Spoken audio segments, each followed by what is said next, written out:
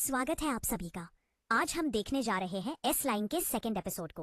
पहला नहीं देखा तो चैनल पर है, उसको जाकर देख लो क्योंकि ये ड्रामा बहुत ज्यादा कमाल का है। एपिसोड 2 के शुरुआत में हम ग्यूजिन नाम के स्कूल टीचर से मिलते हैं, जो कि हमारी कहानी की एक और कैरेक्टर होती है।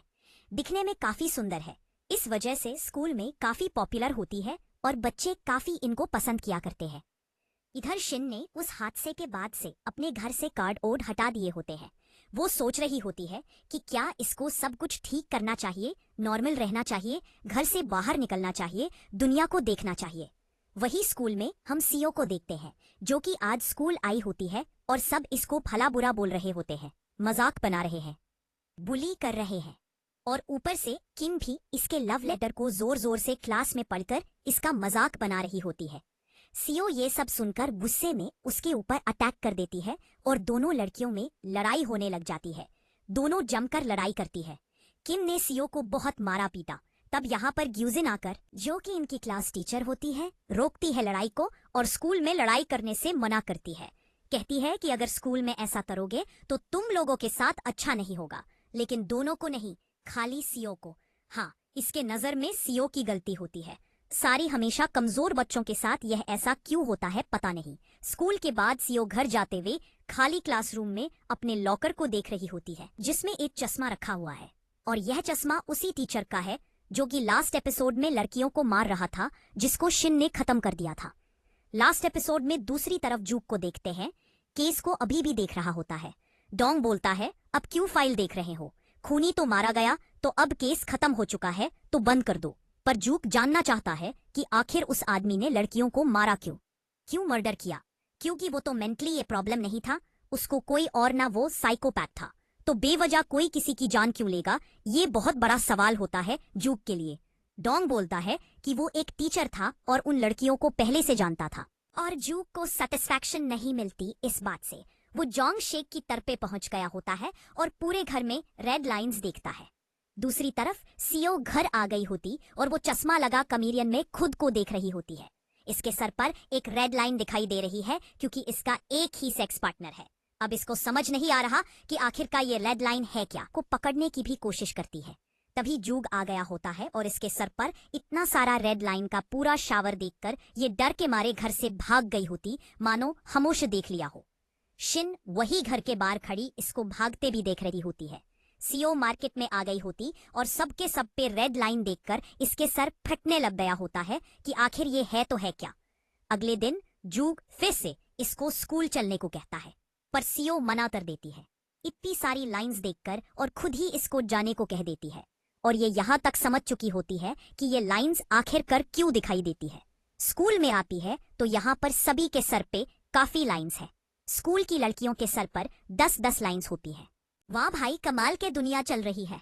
किम के सर पर भी 2 लाइंस होती है, एक लाइन सीधी है और दूसरी लाइन किसी से कनेक्ट हो रही है, यानी कि वो लोग अभी एक्टिव है दोनों, और ये होते हैं एक टीचर। हाँ, किम का एक टीचर के साथ सेक्सुअल रिलेशनशिप होता है। सीओ ये जान को तो शॉक्ड हो गई होती है। आज गुइजिन इनके क्लास में एक न्यू स्टूडेंट का इंट्रोडक्शन करवाती है और ये यूल होती है। काफी शर्मीली लड़की है, ज्यादा बोलती भी नहीं है। दूसरी तरफ जूग को देखते हैं, जो कि जोंगशिक की फोटो देख रहा होता है। फोटो में उसने चश्मा लगाया होता है, लेकिन घर पे तो कोई चश्मा नहीं मिला था और ना ही उसके सामान में चश्मा मिला है। तो चश्मा आखिर गया तो गया का तो सीधा स्कूल पहुंच गया होता है। गुइजिन बोलते हैं कि आप जूको, आप बहुत हैंडसम हो, इतने हैंडसम कैसे हो। जूग बोलता है कि मैं सीओ का अंकल हूँ और यहाँ पर आपसे कुछ बात करने के लिए आया हूँ। गुइजिन बोलती है कि सीओ एक मेंटली बीमार लड़की है, अजीब हरकतें करती है, रे पागल औरत, उसके साथ जो हो रहा है वो तो देखो। पहले खैर जूग दुखी होता है सब जानकर और बताता है कि मैं उसकी अच्छी परवरिश नहीं कर पाया, लेकिन आज ये सीओ के बारे में नहीं बल्कि जोंगशिक के बारे में बात करने आया होता है और उसके एक चश्मे के बारे में पूछता है कि शायद हो सकता स्कूल में वो चश्मा मिल जा मुझे। लेकिन गुइजिन बताती है कि स्कूल में कोई भी चश्मा नहीं पहनता था। वो सीओ यहाँ और फिर किम से पिट रही होती है छत के ऊपर बुरी तरह से पैसे ना लाने के लिए। यूल भी आ गई होती है सब रोकने के लिए। तो किम को गुस्सा आ गया, कहती है अच्छा नए स्टूडेंट भाई, और इसके साथ मिलकर मुझसे भड़ेगी, और ये यूल को भी मारने पीटने लग जाती है, छत से नीचे लटका देती है। यूल बोलती है अगर मैं गिरी तो तुझे भी लेकर गिरूंगी, छोड़ूंगी नहीं तुझे। किम काफी डर गई होती है और यहाँ से भाग जाती है और सीओ यूल की थोड़ी बहुते पर दोस्ती होने लग जाती है।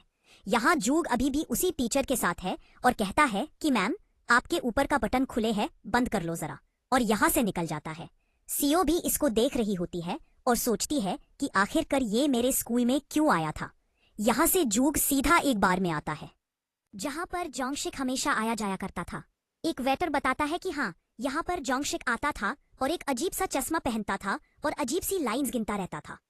हमारे सर के ऊपर पता नहीं क्या, हमें तो कुछ नहीं दिखती है। जुक ने सब कुछ नोट कर लिया होता, तभी वही बैठी एक लड़की होती है जो जुक के डायरी से इंप्रेस हो गई होती है और इसको नाइट स्पेंड करने का ऑफर देती है। जुक भी चल देता है पीछे पीछे रूम में और इसको समझ नहीं आ रहा होता है कि आखिरकार इसकी डायरी से कोई इंप्रेस होकर इसको स्टैक्स कैसे ऑफर कर सकता है। देखो, अगर लड़की तुम में इंटरेस्टेड है तो तुम्हारी डायरी भी उसको सेक्सी लग सकती है, और नहीं इंटरेस्टेड है तो तुम चाहे टॉम क्रूज क्यों ना हो, भागो यहाँ से। और अब हमें समझ आ गया होता है कि इसके सर पर इतनी लाइंस की हुई क्योंकि भाई साहब कोई भी एक मौका नहीं छोड़ते हैं। रात को सीओ घर जाते हुए किम को देख रही होती है जो कि एक होटल में रात को अपने टीचर के साथ नाइट स्पेंड करने आई होती है। सीओ ने इनकी चुपके से फोटोज और वीडियोस बना ली होती है होटल के बाहर और किम चली गई होटल के अंदर टीचर के साथ। इन्होंने जम के प्यार मोहब्बत किया और हमें यहाँ पर समझ आता है कि आखिरकार किम की स्कूल में इतनी ज्यादा चलती क्यों है। कोई इसमें रिपोर्ट क्यों नहीं करता, ना ही कोई टीचर इसको रोकता है। सीओ ने तभी इसको फोटो भेज दी होती टीचर के साथ होटल वाली, लेकिन किम को बिल्कुल भी डर नहीं है क्योंकि ये एक छोटी बच्ची है, अडल्ट नहीं है। इसका ऐसा मानना है उम्र कम है तो फंसेगा कौन। ऐसी टीचर अगले दिन तक फोटो इसके पास भी आ गई होती, यानी टीचर के पास, और सीओ इससे पैसे मांग रही होती वरना फोटो वायरल कर देगी स्कूल के पास।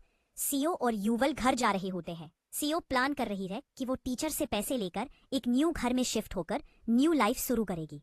यूवल बोलती है क्या हुआ, तुम न्यू जगह क्यों जा रहे हो, तुम्हारी फैमिली नहीं है क्या, कहाँ गई। सीओ बोलती है कि नहीं, मेरी कोई फैमिली नहीं है।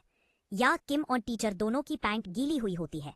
डर के मारे किम कहती है कि ये सब सीओ कर रही है, फंसोगे तो आप, क्योंकि मैं तो छोटी बच्ची हूं ना। टीचर गुस्से में इस पर चिल्लाने लग गया होता है। अब सीओ को चश्मा मिलने के बाद इसने इसका फायदा उठाना शुरू कर दिया।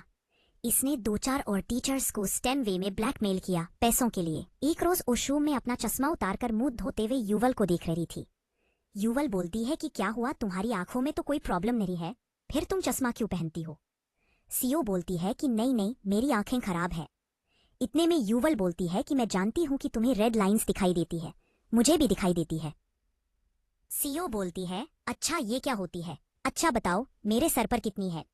यूवल बोलती है कि तुम्हारे सर पर एक है, लेकिन किम का सर पर मुझे 2 लाइंस दिखाई देती है क्योंकि उसका टीचर के साथ अफेयर है। यूवल पूछने लग जाती है कि चश्मा कहाँ से लाई तुम। सीओ बोलती है लॉकर में मिला था।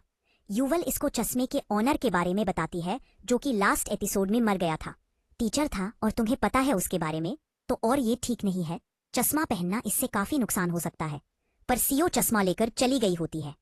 एकल में चश्मा है ना, ये शराबी थे, अभी देखना आगे क्या क्या करवाएगा, ये फूल खत्म हो जाने के बाद यूवल से पूछ रही होती है कि अगर इस चश्मे कितनी सारी नुकसान देने वाली चीजें हैं तो मैं इससे पीछा कैसे छुटाऊं।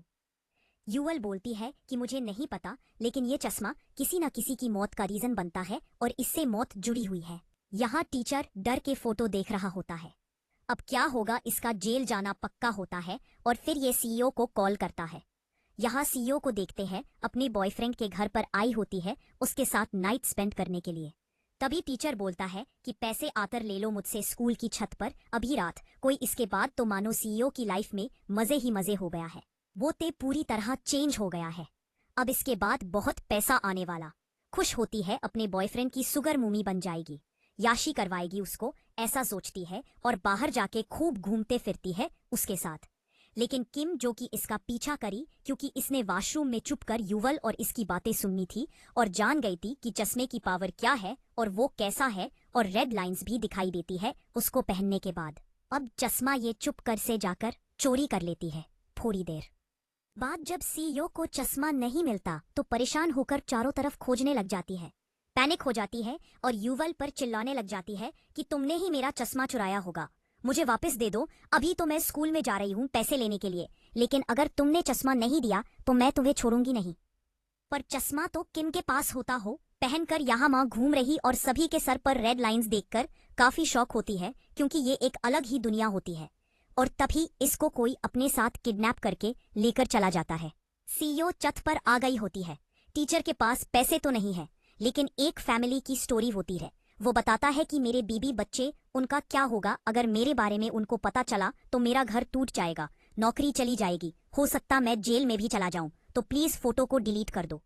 सीईओ हंस के बोलती है, अच्छा तो जब किम मुझे बुली किया करती थी, मारती थी, पीटती थी, तो बड़े मजे से देखते थे तुम। तो टीचर इसको सॉरी कहता है, पर सीईओ इससे पैसे मांगे जा रही होती है। लेकिन तभी टीचर की वाइफ मैसेज करती है और उसके पास फोटोज पहुंच चुकी होती है। वो बहुत गुस्से में है कि तुमने मुझे धोखा दिया, वो भी अपनी स्टूडेंट के साथ। टीचर बोलता है कि तुमने फोटो क्यों भेजी मेरी वाइफ को। सीईओ कहती है, नहीं मैंने कोई फोटो नहीं भेजी तुम्हारी वाइफ को। और हूल उधर से भागते स्कूल की तरफ आ रही थे, क्योंकि उसको पता है कि चश्मा श्रापित है। और सीईओ को ऊपर से गिरते हुए देखती है और सीईओ नीचे गिरकर यहाँ पर मर जाती है, क्योंकि वो चश्मा श्रापित हो जिसके पास भी होगा, जो उसका ऑनर होगा, जो तो इसके कांटेक्ट में आएगा, उसका मरना पक्का है।